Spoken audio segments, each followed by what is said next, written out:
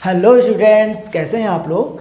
चलिए हम लोग आज बात करेंगे वेरी मोस्ट इम्पॉर्टेंट टॉपिक की, और वो टॉपिक है अवकल समीकरण में रेखीय रूप की। तो पहले हम लोग समझते हैं कि अवकल समीकरण में रेखीय रूप क्या होते हैं। तो यहाँ पे आप देखें एक अवकल समीकरण रेखीय कहलाता है।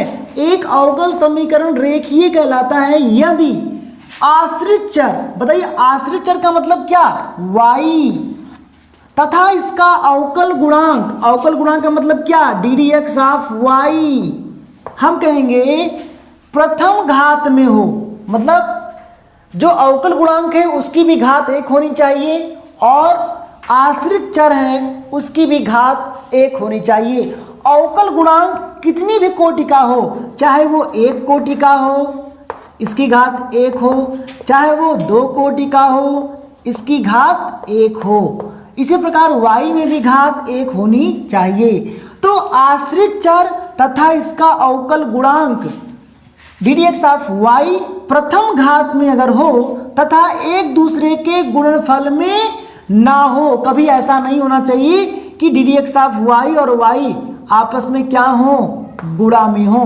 तो हमने यहाँ पर आपको 2 शर्त यहाँ बता दी। अगर अवकल समीकरण रेखीय कहलाएगा तभी हम कहेंगे जब आश्रित चर और इसका अवकल गुणांक प्रथम घात में हो, एक घात हो, तथा ये एक दूसरे के गुणनफल में ना हो। ठीक है, तो हम कहेंगे ये क्या कहलाएंगे, एक अवकल समीकरण का रेखीय रूप कहलाएगा। अब देखिए यहाँ पर n कोटि का रेखीय अवकल समीकरण हम इसको इस प्रकार लिख सकते हैं, a नॉट डी, देखो n कोटि का है ना, तो d ये nth डेरिवेटिव है y का, और फिर n माइनस 1 है ना, dn माइनस 1 y अपान डी एक्स n माइनस 1, ऐसे हम कह सकते हैं। तो a नॉट a1 a2 ऐसे करते करते हम कहाँ तक जाएंगे, an तक। लेकिन ध्यान देना, हम कहेंगे यहाँ इसके पहले जो भी होगा इसके मल्टीप्लाई में कभी y नहीं आएगा, और हम ये बात करेंगे इस सबकी घात जो होनी चाहिए वो 1 होनी चाहिए। मतलब ये जो अवकल समीकरण होगा उसकी घात 1 होनी चाहिए। साथ ही हम कहेंगे ये y और ये अवकल गुणांक एक दूसरे के गुणनफल में नहीं होने चाहिए। तो हम कहेंगे कि वो क्या कहलाएगा, एक रेखीय अवकल समीकरण। तो यहाँ पर a not a1 a2 and so on an, ये क्या, ये और phi x ये क्या है, x के फलन हैं। ये x के फलन हो सकते हैं, x के फलन हो सकते हैं, x के फलन हो सकते हैं। तो अभी हम थोड़ी देर बाद आपको पढ़ाएंगे रेखीय अवकल समीकरण का जो व्यापक रूप है वो मैं आपको पढ़ाऊंगा। तो ये तो यंत्र के लिए मैंने बता दिया, आप इसको याद रख भी सकते हैं और कोई ज़रूरत नहीं है। आगे हम आपको जो पढ़ाएंगे वो ज़्यादा इंपॉर्टेंट है। लेकिन 1 नंबर के क्वेश्चन यहाँ से आपके पूछे जाते हैं कि निम्न में से बताइए, ये क्वेश्चन देखिए लिखा हुआ है, कौन रेखीय अवकल समीकरण है। आपसे पहचान पूछी जाती है। जब भी आपसे पूछा जाता है कि रेखीय अवकल समीकरण बताओ इसमें कौन है कौन नहीं है, इसका मतलब वो आपसे क्या पूछना चाहता है, ये रेखीय रूप का जो अवकल समीकरण है इसकी परिभाषा पूछना चाहता है। और इसकी परिभाषा हमने पढ़ लिया है। हमने क्या सीखा है कि जो आश्रित चर y और अवकल गुणांक है हम कहेंगे वो उसकी घात 1 होनी चाहिए, और ये आपस में एक दूसरे के गुणनफल में नहीं होने चाहिए। तो आइए हम लोग चेक करते हैं। पहला उदाहरण देखिए, ये रहा आपका अवकल समीकरण, आश्रित चर का अवकल समीकरण। ये है आपका आश्रित चर। तो देखो आश्रित चर पहले हम चेक करेंगे, क्या आश्रित चर की घात 1 है। तो बताओ इसकी घात तो 1 है, लेकिन बताओ ये आश्रित चर है, अवकल गुणांक की घात 1, लेकिन जो आश्रित चर इसकी घात कितनी है, बोलो 2 है। तो क्या ये रेखीय अवकल समीकरण होगा, हम कहेंगे नहीं। हम कहेंगे नॉन लीनियर, मतलब ये रेखीय नहीं है या रेखीय रूप नहीं है। यहाँ पे आइए, सबसे पहले हम ये चेक करेंगे आश्रित चर की घात। तो आश्रित चर यहाँ पे y कहाँ पे, यहाँ पर है, इसकी घात कितनी है, 1। चलो ये तो हो गई बात। अवकल समीकरण, अवकल गुणांक देखेंगे तो अवकल गुणांक ये है, और इसकी घात कितनी है, बोलो 1। तो देखो आश्रित चर अवकल गुणांक प्रथम घात में हो, तो पहली कंडीशन पूरी हो गई। अब दूसरी कंडीशन क्या है, ये एक दूसरे के गुणनफल में ना हो, मतलब ऐसा कहीं नहीं होना चाहिए। तो क्या बताओ, ddx ऑफ y में क्या y का गुणा हुआ है, नहीं, ऐसा नहीं है। तो हम कहेंगे ये क्या है, बिल्कुल रेखीय रूप है, तो यहाँ पे हम कहेंगे कि रेखीय है, रेखीय अवकल समीकरण है। यहाँ पे आ जाइए, यहाँ पे आइए, पहले हम y को चेक करेंगे। तो y यहाँ पर है, घात 1 है, बिल्कुल सही है। y यहाँ पर घात कितनी है? 2 है। ऐसा नहीं होना चाहिए। आश्रित चर की घात कितनी होनी चाहिए? 1। तो हम कहेंगे ये रेखीय अवकल समीकरण नहीं है, रेखीय अवकल समीकरण नहीं है। ठीक है, यहाँ पे आइए, इसकी तो घात अवकल समीकरण की 1 है, लेकिन देखो आश्रित चर की 2 है, ये भी रेखीय अवकल समीकरण नहीं है। चलो यहाँ पे आ जाओ, अवकल समीकरण यहाँ देख रहे हैं, इसकी घात 1 है, यहाँ तो आश्रित चर ही नहीं है, तो उसकी हम चर्चा ही छोड़ देंगे। बाकी आप देखिए, इसकी पूरी कंडीशन को ये फॉलो कर रहा है, तो ये क्या होगा? रेखीय होगा, तो रेखीय है। यहाँ पे आ जाइए, ये देखिए सेकंड डेरिवेटिव है ये और प्लस y है, तो y में आश्रित चर में घात 1, इसकी भी घात कितनी है? 1, और ये आपस में गुणनफल में नहीं है, ये आपस में गुणनफल में नहीं है। देखो यहाँ पे इसकी पावर 1 है, इसकी पावर 1 है, आपस में गुणनफल में नहीं है, तो हम कहेंगे ये भी क्या है? रेखीय है। तो अब हम आगे आपको रेखीय रूप का अवकल समीकरण पढ़ाते हैं, जो उसका व्यापक रूप है। तो यहां पर आप देखिए, हम पढ़ने वाले हैं प्रथम कोटि का रेखीय अवकल समीकरण। अभी हमने केवल क्या पढ़ा था? रेखीय अवकल समीकरण पढ़ा था, लेकिन वहां पर n कोटि के लिए मैंने आपको व्यापक रूप में लिखवा दिया था, n कोटि के लिए क्या होगा। लेकिन अब हम पढ़ेंगे जो हमारे सिलेबस में है, जो मोस्ट इंपॉर्टेंट है, वो हम बात करेंगे प्रथम कोटि का रेखीय अवकल समीकरण। इसका मतलब है कि जो कोटि होनी चाहिए अवकल समीकरण में, वो एक कोटि की होनी चाहिए, और साथ ही वो क्या होना चाहिए? रेखीय अवकल समीकरण भी होना चाहिए। हमारे पास जनरल फॉर्म होता है, इसे आपको याद रखना है।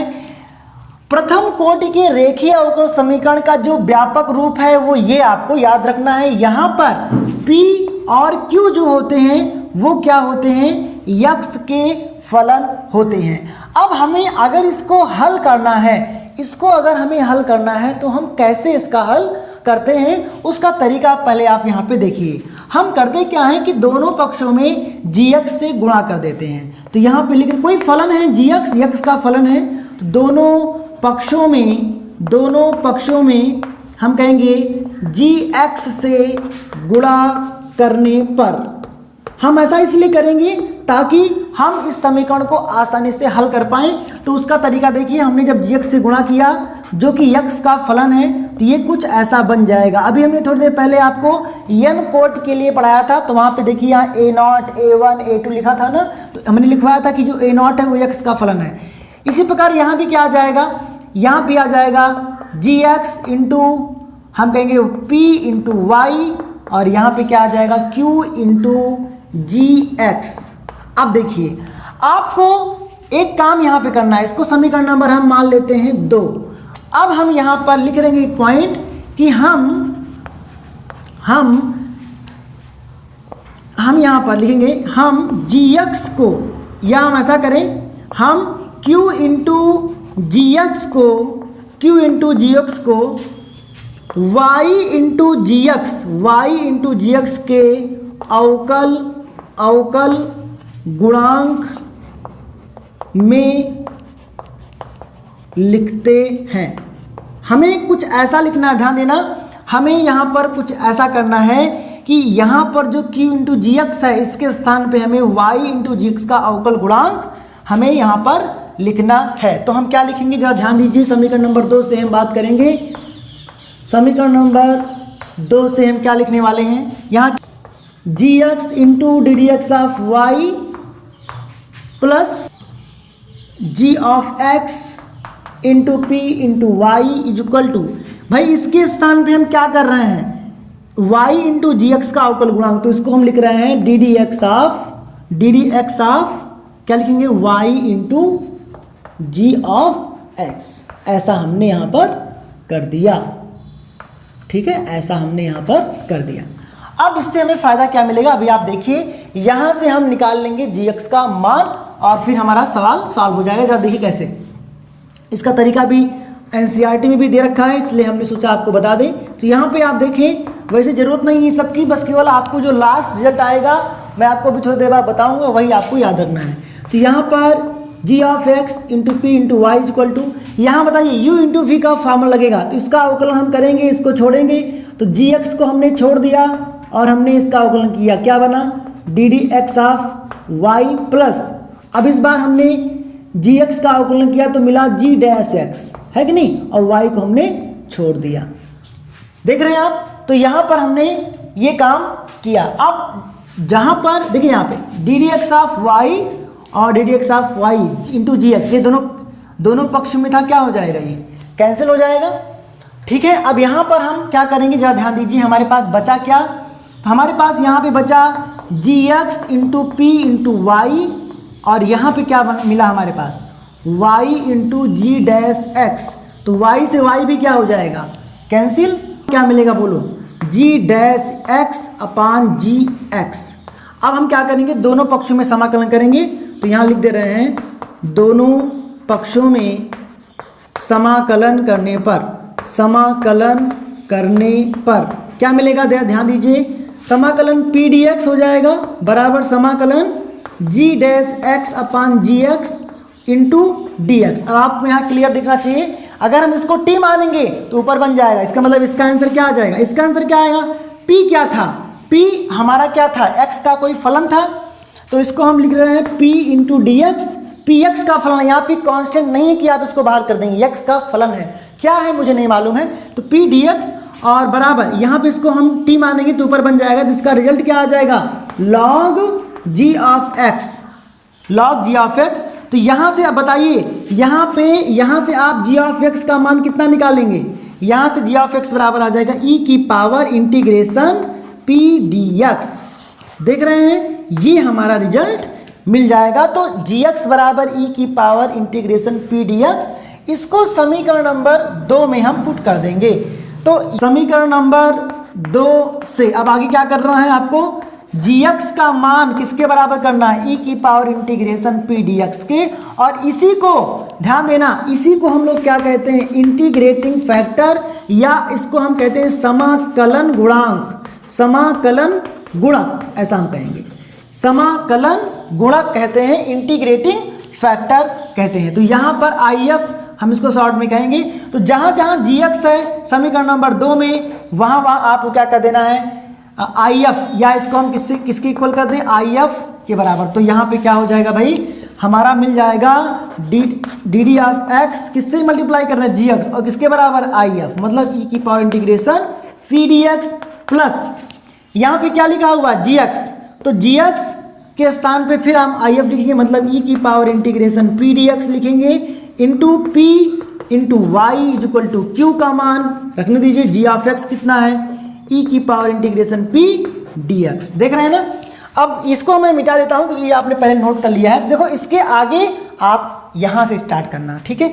अब इसको हम ऐसा लिख सकते हैं, जरा ध्यान दीजिए, ये लिखा हुआ है ना टोटल, यहां से लेकर यहां तक जो चीजें लिखी गई हैं इसको ध्यान दीजिए। इसके स्थान पर हम क्या लिख सकते हैं, IF। हाँ, तो यहाँ पे आप एक चीज देखें, अगर मैं इसके स्थान पर ऐसा लिख दूं d d x of e की power integration p d x into y बराबर क्यू ई की power integration p d x. जरा देखिए, ये बताइए, हम एक फार्मूला जानते हैं, किसका फार्मूला जानते हैं, u इंटू वी का, d d x of u into v किसके बराबर होगा, इसको ध्यान समझिए, d d x of u into v. तो u को हम छोड़ देते हैं, v का अवकलन करते हैं, प्लस लगाते हैं।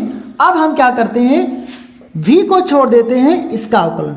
जब तुम इसका अवकलन करोगे तो इस पूरे को क्या मानोगे, t मानोगे। तो e की पावर t का e की power t D d x of t, इसका अवकलन क्या आएगा, p आएगा, क्योंकि आपको मालूम है समाकलन का उल्टा क्या होता है, अवकलन होता है। तो यहाँ पे आप इसका अवकलन करोगे तो यहाँ पे p मिल जाएगा। तो यहाँ पर आप इसको ऐसा लिख सकते हो। अब क्या काम करोगे, dx को क्रॉस मल्टीप्लाई कर दो, क्या मिलेगा, d e की power integration p dx into y बराबर q e की पावर इंटीग्रेशन p dx और इंटू dx। अब हम क्या करेंगे, दोनों पक्षों में समाकलन करेंगे, ठीक है। दोनों पक्षों में समाकलन कर दीजिए भाई, क्या आ जाएगा, समाकलन क्या लिखा है, डी इंटीग्रेशन ई की power p d x into y, ठीक है, और बराबर समाकलन क्यू ई की power integration p d x और फिर यहाँ पे क्या लिखा हुआ है, डी एक्स। तो जरा बताओ, अगर हमारे पास हम जानते हैं अगर लिखा होता है डी एक्स तो क्या इसका आंसर आता है एक्स। तो बताओ ये डी और इसके स्थान पे एक्स, तो इसका आंसर क्या आएगा, ई की power integration p d x into y बराबर क्या बन गया, क्यू इंटू ई की power integration p d x into d x. सही है बात। इसी को हम चाहें ऐसा याद रखें या आप ऐसा भी कर सकते हैं, आई इंटू एफ इंटू वाई बराबर integration Q into I F, या आई एफ पहले लिख देते हैं, ये आई एफ है ना, I F into Q into d x. जो क्यू है और पी है ये क्या है, एक्स के फलन है, तो आप इसको ऐसे भी याद रख सकते हैं, ठीक है। तो थोड़ा सा अभी हम आराम से आपको यहाँ पे सिखाने वाले हैं। अब सवाल पे ज़रा ध्यान दीजिए। सवाल आपका इस रूप में देखो यहाँ दिया हुआ है। सबसे पहले पहचान, तो पहचान मैंने आपको क्या क्या बता दी, क्या जानकारी होनी चाहिए। जो हमारा प्रथम कोटि का जो रेखीय अवकल समीकरण होगा उसका रूप क्या होता है, थोड़ा सा उसको दिमाग में रखिए, ये इसका रूप होगा। तो ऐसा रूप होना चाहिए, प्लस अगर ऐसा रूप हमारे पास है तो तरीका क्या होगा, तरीका क्या होगा, हम दोनों पक्षों में आई एफ से क्या कर देंगे, बोलो, गुणा करेंगे, कुल मिला के आई एफ से गुणा करेंगे और जो रिजल्ट बनेगा फाइनल, वो रिजल्ट मैं यहाँ पे लिख दे रहा हूँ। और तरीका तो मैंने थोड़ी देर पहले आपको बताया था कैसे आप करेंगे, लेकिन फाइनल जो रिजल्ट बनेगा, जो रिजल्ट आएगा वो आपको याद रखना है, वाई इंटू आई एफ बराबर integration Q into I F D x. याद रहेगा, यही आपका फाइनल रिजल्ट है। तो चाहे आप पूरा तरीका करें जो अभी हमने थोड़ी देर पहले बताया था, क्या बताया था, आई एफ से दोनों पक्षों में गुणा करोगे, फिर उसको बनाओगे d d x of e की power integration p d x into y के फॉर्म में लिखोगे बराबर क्यू, फिर डी एक्स को क्रॉस मल्टीप्लाई करोगे, है ना। तो कुल मिला के अभी हमने दो मेथड बताया था वो पूरा आप करेंगे, या फिर आप इस रिजल्ट को याद रखेंगे। तो मैं आपको ये सजेस्ट करूंगा, ये सुझाव दूंगा मैं आपको कि आप ये याद रखें, ये याद रखें। सबसे पहले आपको ये फॉर्म आना चाहिए, इस फॉर्म से आपको P और Q का मान मिल जाएगा, तभी आप इसको सॉल्व कर पाएंगे। तो ये दो फॉर्मूले अगर आपको मालूम है तो आप इसके लगभग सारे सवाल कर सकते हैं। तो चलो शुरुआत करते हैं। देखिए हम इसकी तुलना करते हैं भाई, d d x of y लिखा है, यहाँ भी डी एक्स ऑफ वाई है, यहाँ y है, यहाँ भी y है, लेकिन भाई यहाँ P है, लेकिन यहाँ पे क्या है, 1/x। तो जरा हम इसको लिखते हैं, जरा क्या लिखा है, क्या हम इसको ऐसा नहीं लिख सकते, 1/x इंटू वाई बराबर एक्स स्क्वायर। बोलिए अब तुलना कर लीजिए, बताइए, बिल्कुल मैच हो रहा है। D d x of y के स्थान पे d d x of y, p के स्थान पे 1/x, वाई के स्थान पे वाई चली रहा है, क्यू के स्थान पे एक्स स्क्वायर। आपको ये बताया गया है कि जो पी और क्यू है ये क्या है, एक्स के फलन है। तो वेरी इंपॉर्टेंट है इसका मेथड, ध्यान से समझिए। तो हम करते हैं क्या है, सबसे पहले हम क्या निकालेंगे, यही तो हमारा रिजल्ट है, यही हमारा रिजल्ट है ना, यही हमारा रिजल्ट है। लेकिन ये रिजल्ट तुम तभी निकाल पाओगे जब तुम्हें क्या मालूम होगा, आई एफ मालूम होगा, जब तुम्हें क्या मालूम होगा, क्यू मालूम होगा। तो क्यू और आई एफ हम पहले निकाल लेते हैं। तो चलो यहाँ पर हम सॉल्व करें। चलो बताओ, तुलना करने पर व्यापक रूप से, तो लिख दे रहे हैं यहाँ व्यापक रूप में लिख दिया है। तो व्यापक रूप से तुलना करने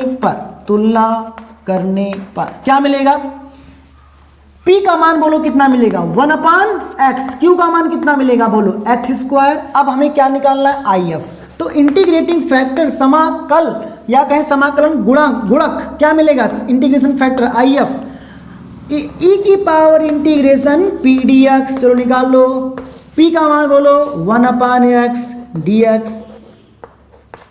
तो 1/x का क्या होता है समाकलन, log x। तो यहाँ बेसी होता है, इसे कैंसिल, मिलेगा क्या, बोलो x मिलेगा। तो आई एफ कितना आ गया, x आ गया। अब हमें ये रिजल्ट तो मालूम ही है, यहाँ पे मान पुट कर दीजिए, तो क्या आंसर आएगा, तो हमारा रिजल्ट हम जानते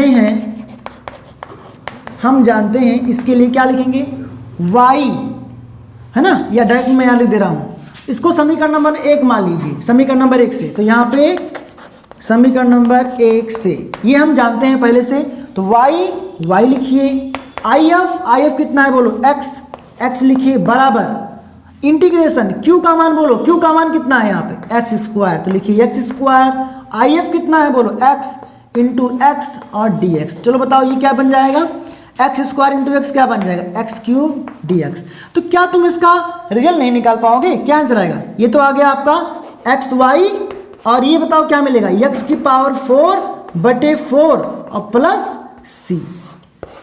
अब आप चाहो तो एक एक्स यहाँ से कैंसिल कर दो, आपको क्या मिलेगा, इसका फाइनल रिजल्ट मिल जाएगा। तो हमने बेसिकली किया क्या, पहले हमने तुलना की, P और Q का मान तुलना करके निकाल लिया, फिर हमने क्या निकाला IF, और इस रिजल्ट में ले जाकर पुट कर दिया। सिमिलर ये सवाल आप देखिए, तुलना करिए पहले, तो ddx ऑफ y का गुणांक P है, सॉरी 3 है यहाँ पर, और यहाँ y का गुणांक P है, तो बताओ P का मान कितना आ जाएगा 3, और Q का मान बोलो कितना आ गया, e की पावर -2x। यहां पर ध्यान देना है आपको कि जो Q होगा वो x का फलन होना चाहिए। बाई चांस अगर यहां पे y का फलन आ जाता है तो आप उसको वहां से हटाएंगे किसी भी तरीके से। तो आगे हम कुछ सवाल आपको बताएंगे, तो पहले अभी आप सिंपल सवाल देखिए और पहले इस पर हम प्रैक्टिस अच्छे तरीके से कर लें, और यही सवाल आपके एग्जाम में पूछे जाएंगे। तो यहाँ पे देखिए P का मान और Q का मान हम जब निकाल लेते हैं तो हमारा फिर अगला स्टेप क्या होता है, IF निकालना। वेरी इंपॉर्टेंट ये सवाल है, आप देखेंगे। तो IF का मान निकाल लीजिए। IF का मान कैसे निकालेंगे, e की पावर इंटीग्रेशन P dx, और P का मान हमें पहले से मालूम है 3 dx। तो यहाँ पे बताइए क्या मिलेगा, e की पावर 3 तो बाहर आ जाएगा, dx का x, तो ये हमारा IF कितना आ गया, e की पावर 3x। तो हमारा जो रिजल्ट है समीकरण नंबर 1 आप ऐसे मान लीजिएगा। तो समीकरण नंबर 1 से हमारा क्या रिजल्ट आने वाला है, देखिए समीकरण नंबर 1 से हम क्या लिख सकते हैं, y इंटू IF के स्थान पे e की पावर 3x बराबर इंटीग्रेशन q। बताओ q का मान कितना है, e की पावर -2x इंटू IF का मान कितना है, e की पावर 3x dx। ठीक है, तो यहाँ पे आप देखें e की पावर 3x इंटू y, चलने दीजिए। यहाँ पे अगर आप देखें तो e की पावर 2x है, e की पावर 3x है, गुणा में घातें जुड़ती हैं, तो क्या हो जाएगा e की पावर x, क्योंकि जब 3x में -2x जुड़ेगा तो x बचेगा, और क्या मिलेगा dx। तो इसका समाकलन आपको मालूम है e की पावर x का क्या होता है, e की पावर x प्लस c। तो यहाँ पर आपको फाइनल मिल जाएगा e की power 3x into y is equal to e की पावर x प्लस c। ठीक है, तो यहाँ पर ये आपका फाइनल रिजल्ट आ जाएगा। तो आप चाहें तो e की पावर 3x को इधर भेज सकते हैं और आप अपना रिजल्ट निकाल सकते हैं। आइए बच्चों हम एक और सवाल देखते हैं। तो यहाँ पर देखिए आप एक सवाल हमने लिखा है, तो आपके माइंड में क्या दो बातें होनी चाहिए। सबसे पहले वो व्यापक रूप आपके दिमाग में होना चाहिए। वो व्यापक रूप देखिए हम बार बार लिख रहे हैं, और आप भी जितनी बार सवाल लगाएं व्यापक रूप से तुलना करें। ये हमारा व्यापक रूप, और जो हमारा रिजल्ट आया था वो रिजल्ट क्या था, y इंटू IF बोलो, और क्या लिखें, integration q into IF dx। सही है बात, ये हमारा रिजल्ट है, ये हमें मालूम है। इसको हम समीकरण नंबर 1 मानकर छोड़ देंगे और बाद में हम इसी को यहाँ पे समीकरण नंबर 1 से बात कर देंगे। तो यहाँ पे बताइए, पहले तो हम तुलना करेंगे। तो अभी बताइए क्या ये तुलना करने लायक है, बताइए जरा, इसको जरा देखिए ध्यान से। बताओ यहाँ ddx ऑफ y का जो गुणांक है यहाँ पे 1 है, और यहाँ पर देखो ddx ऑफ y का गुणांक cos x है। यहाँ पे थोड़ा सा सही कर लीजिए, cos x है। तो ddx ऑफ y का गुणांक यहाँ cos x है, यहाँ पे तो 1 है, तो अभी ये तुलना करने लायक नहीं है। सबसे पहले आप क्या करेंगे, इसको 1 बनाएंगे। उसका तरीका क्या है, दोनों पक्षों में cos x से भाग कर दीजिए। क्या मिलेगा, ddx of y plus y into sine x बटे cos x बराबर 1/cos x। हमने क्या किया, दोनों ही पक्षों में cos x से भाग कर दिया। तो क्या मिला, ddx of y plus y into 10x is equal to, ये क्या बन जाएगा sec x। अब आप तुलना कर सकते हैं, तो यहाँ पे लिखेंगे व्यापक रूप ddx of y plus p y बराबर क्यू से तुलना करने पर। थोड़ा सा अगर आप बोर्ड एग्जाम में दे रहे हैं तो बोर्ड एग्जाम अगर दे रहे हैं तो आप थोड़ा सा इसको लिखेंगे तुलना करने पर क्या मिलेगा भाई। तो यहाँ से जब हम तुलना करेंगे तो p का मान, p क्या है y का गुणांक, तो y का गुणांक यहाँ पे क्या है 10x और q क्या है यहाँ पर ये क्या है sec x। अब हम ये निकाल चुके हैं, हम क्या निकालेंगे if, क्या आ जाएगा e की पावर इंटीग्रेशन p dx। तो e की पावर इंटीग्रेशन p का मान बोलो क्या है 10x dx, तो बोलो क्या मिलेगा भाई e की पावर इंटीग्रेशन। ये बताओ इंटीग्रेशन 10x का क्या होता है, हम इसको पहले पढ़ चुके हैं log sec x, याद करिए log sec x। और यहाँ से क्या मिल जाएगा, यहाँ से क्या मिल जाएगा, ये बेस e है, e से e कैंसिल, तो यहाँ से आपको मिल जाएगा sec x। अब हम बात करेंगे ऊपर, यहाँ पे देखिए, अब देखिए हमारे पास क्या मिल चुका है, if मिल चुका है। अब हम क्या करेंगे, समीकरण नंबर 1 से ये जो हमने मान लिया है, तो y इंटू if, बोलो if कितना है sec x, तो लिख दीजिएगा sec x बराबर इंटीग्रेशन q का मान कितना है भाई sec x, तो लिख दीजिएगा sec x इंटू if का मान कितना है, इंटू if है ना, तो if का मान sec x इंटू dx, तो क्या मिलेगा भाई ये sec इंटू sec क्या मिलेगा sec स्क्वायर x dx, और इसका क्या रिजल्ट आता है बोलो 10x प्लस c, इधर क्या चल रहा है y इंटू sec x, ये आपका रिजल्ट आ गया। तो थम कोट के रेखीय अवकल समीकरण को कैसे हल किया जाता है आज हमने इसकी चर्चा की। उम्मीद है आपको लेक्चर समझ में जरूर आया होगा, और अगर आपको वीडियो पसंद आया तो लाइक जरूर कीजिए और कमेंट जरूर कीजिए। Thank you so much.